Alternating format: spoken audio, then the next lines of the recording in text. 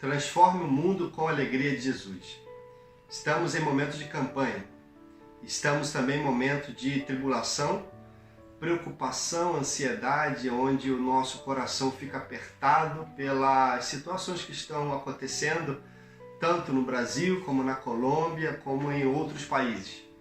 É um momento da gente esperar dias melhores, momentos de encontrar a nossa fonte de verdadeira alegria.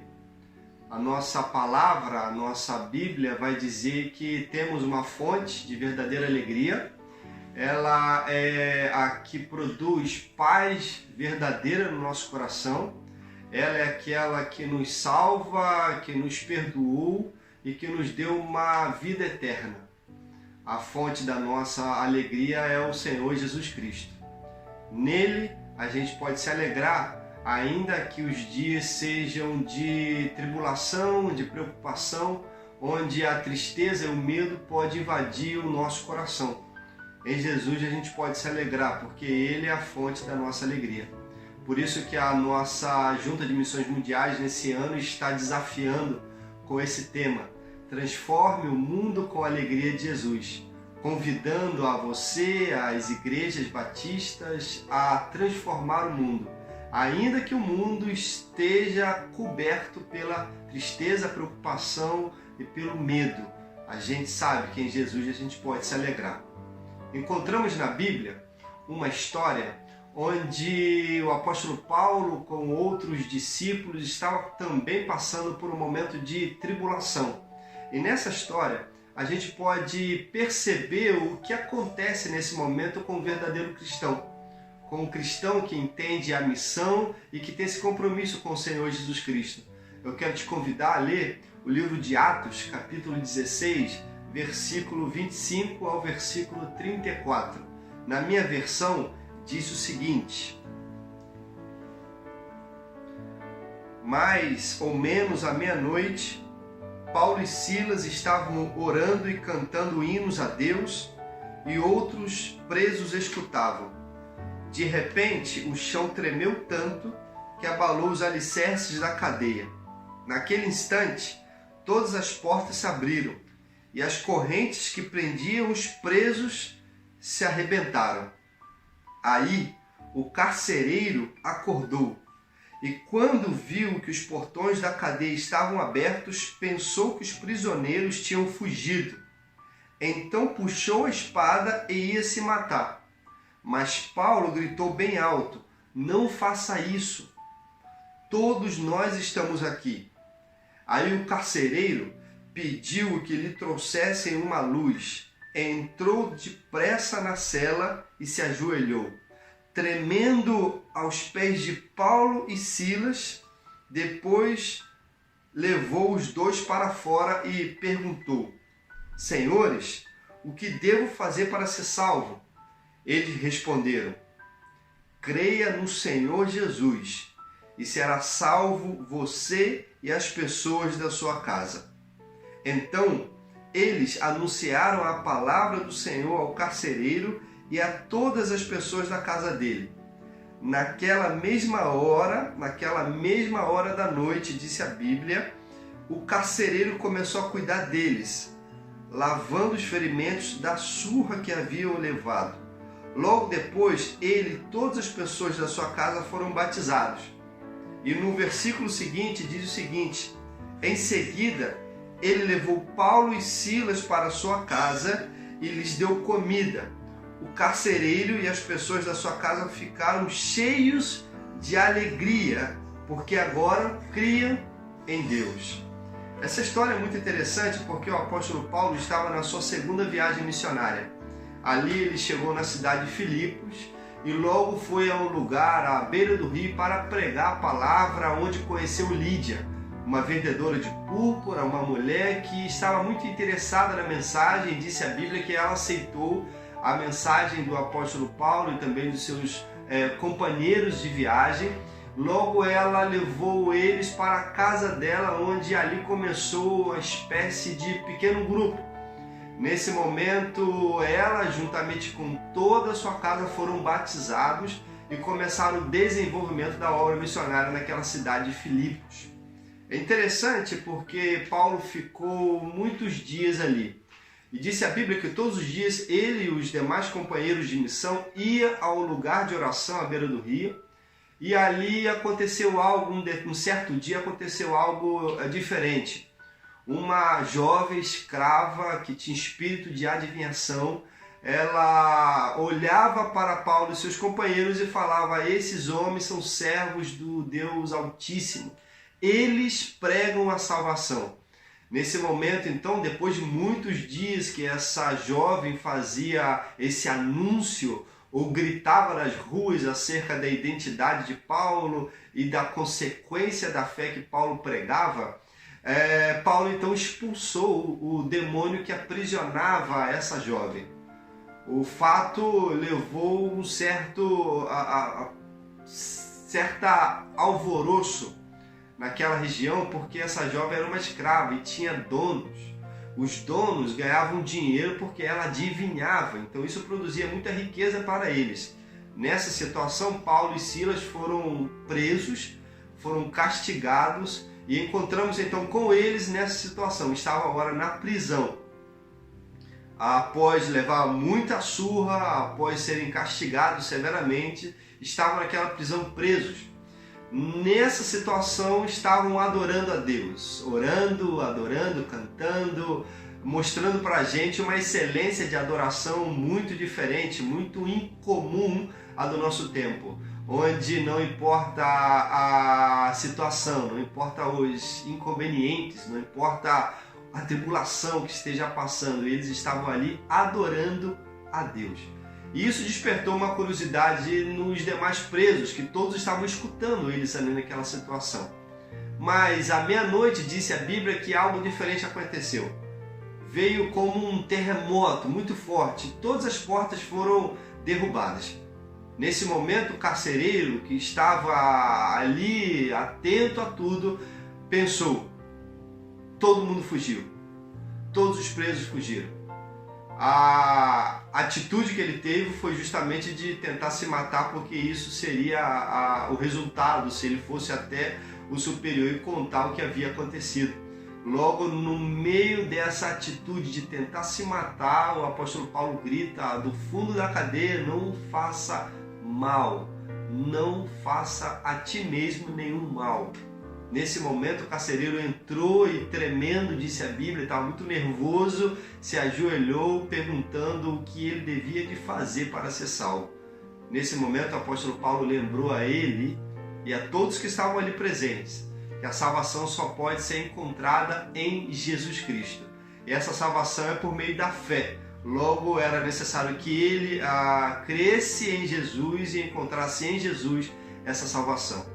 Essa história é muito fantástica, interessante, porque logo depois o carcereiro levou Paulo e Silas para a sua casa e, depois de ouvir uma vez mais o Evangelho, ele com a sua casa aceitaram a Jesus, foram batizados e ele começou então a cuidar de Paulo e Silas, a lavar suas feridas, a cuidar das feridas que talvez ele mesmo tinha provocado em Paulo e Silas dias antes. Naquele momento ele estava servindo aos missionários. Estava também experimentando algo diferente, porque disse a Bíblia que no momento que ele creu em Jesus, a alegria de Jesus invadiu seu coração e de toda a sua casa. Isso para nós é interessante porque estamos em um momento de dificuldade. Estamos em um momento de medo, receio e preocupação. Mas também a gente está no momento onde cada cristão pode demonstrar a fonte da sua verdadeira alegria. A gente pode revelar ao mundo, revelar aos da nossa casa, que Jesus é a fonte da nossa alegria. E quando a gente entende isso, meus irmãos, isso traz para a nossa vida algumas consequências. Quando eu tenho em Jesus a fonte da minha alegria, isso produz em mim algumas coisas. Por exemplo, se Jesus é a fonte da sua alegria, uma coisa que você vai fazer, que Paulo e Silas estavam fazendo, é adorar a Deus de maneira incondicional. Adorar a Deus sem importar o tempo. sem importar a situação, sem importar as dificuldades. Por quê? Porque a gente, quando recebe a salvação que Deus nos deu por meio do seu Filho, a nossa atitude é de render a Ele a adoração, render a Ele o nosso culto agradável, render o nosso coração reconhecendo que em Deus a gente tem tudo que a gente precisa. Talvez pensamos, preciso de saúde, preciso de emprego, preciso de melhores condições de vida para adorar a Deus de verdade. Paulo nos ensina que não precisamos de muita coisa porque em Cristo já temos o suficiente. Em Cristo já tenho a verdadeira motivação para adorar a Deus, sem importar se estou numa prisão ou se estou livre caminhando na rua, sem importar se estou preso dentro de casa com medo de um vírus ou se estou brindado completamente sem medo algum. Com Cristo a gente pode adorar a Deus de maneira incondicional. Também a gente aprende que quando temos a verdadeira alegria, a gente tem compaixão pelos outros. Quando o carcereiro estava com a espada na mão a ponto de se matar, Paulo gritou: não te faça nenhum mal. Muito importante essa preocupação que Paulo revelou com o carcereiro. Uma atitude de compaixão. A gente é chamado a ter compaixão com os demais, com os nossos próximos. Somos convidados por Deus a sempre olhar ao outro com esse olhar de compaixão. Um olhar que busca o bem do outro, busca a saúde do outro, busque que o outro esteja em condições favoráveis. Ainda que eu esteja em condições tristes. A compaixão me leva então a sair de mim buscando o bem do próximo. Também a gente entende que quando Jesus é a fonte da nossa alegria, entendemos que existe um compromisso de cada discípulo de Jesus com a missão dele. É interessante que no versículo 31, quando houve a pergunta, o que eu devo fazer para ser salvo, do carcereiro, Paulo vai dizer o seguinte: crê no Senhor Jesus e você e sua casa serão salvos. Esse entendimento da responsabilidade com a missão de Jesus deve estar constantemente no nosso coração. A situação hoje é de preocupação. Como podemos cumprir com a missão de Jesus nesse momento? Se a gente olha para o mundo, existe desespero. Se a gente olha para o mundo, existe tristeza. Mas a gente que tem um compromisso com a missão de Jesus entende que nele temos a fonte da nossa alegria. O que a gente pode fazer para que o mundo se alegre em Jesus? Para que o mundo conheça Jesus? Esse é o nosso chamado. Pregar o Evangelho de maneira incondicional, a tempo e fora de tempo. Em momentos alegres, mas também momentos tristes. Cada cristão é convidado por Jesus a pregar o Evangelho de maneira irremediável e com um compromisso total com a missão de Jesus Cristo. O resultado disso, o resultado dessa vida como adorador incondicional, o resultado dessa compaixão para os outros, o resultado desse compromisso fiel com a missão de Jesus Cristo é que Jesus vai estar constantemente do nosso lado, fortalecendo a nossa fé, fortalecendo o nosso coração, para que a gente permaneça fiel a Deus, fiel ao chamado que Ele nos fez. Também, o resultado do nosso compromisso como discípulo, como cristão, será evidente na vida de outros. Porque quando uma pessoa encontra com a fonte de verdadeira alegria que é Jesus, a vida desse outro será mudada, mas não somente a vida dele, como o mundo dele.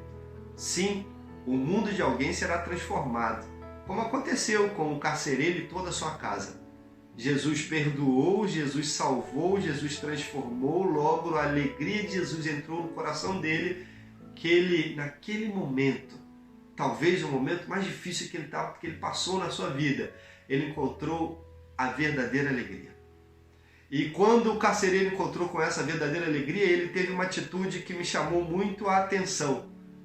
A atitude dele foi de cuidar de Paulo e de Silas. Foi servir eles naquela condição, levando para a sua própria casa e botando seus recursos à disposição deles para cuidar, para sarar as feridas de Paulo e Silas.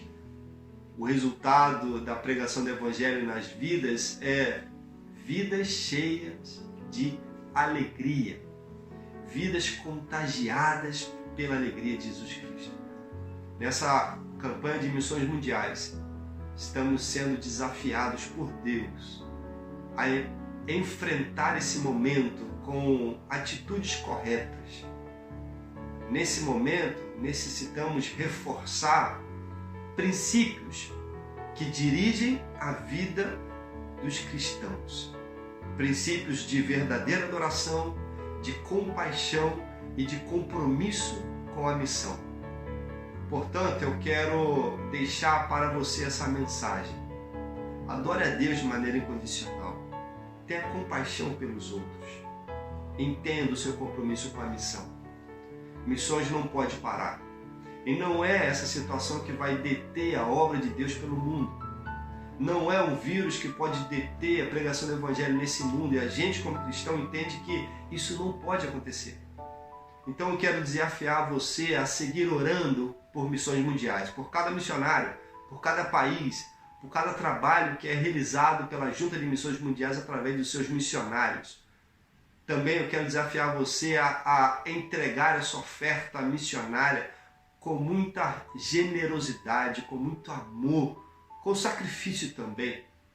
E quero que você possa estar mobilizando sua família, sua igreja, para entregar essa oferta de amor no dia especial e para se comprometer também com a adoção de algum missionário, de alguma família missionária. Se comprometa com a missão, se comprometa com Cristo, se comprometa com o mundo que necessita ser transformado com a alegria de Jesus. Que Deus os abençoe.